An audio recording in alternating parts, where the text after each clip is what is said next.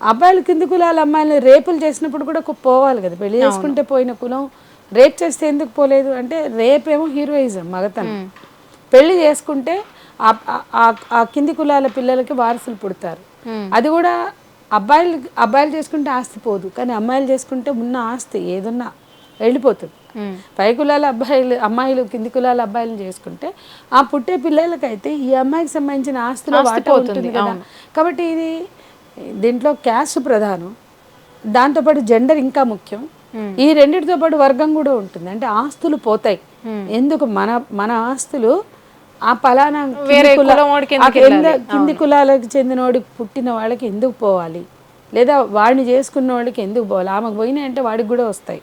ఈ రకమైన ఆలోచన ఉండబట్టే మగవాళ్ళు చేసుకున్నప్పుడు వచ్చిన వ్యతిరేకత కన్నా ఆడపిల్లలు చేసుకున్నప్పుడు ఎక్కువ ఉంటుంది. అందులో భాగమే మన దగ్గర 128 హత్యలు జరిగినాయి, అంటే దాడులు జరిగినాయి.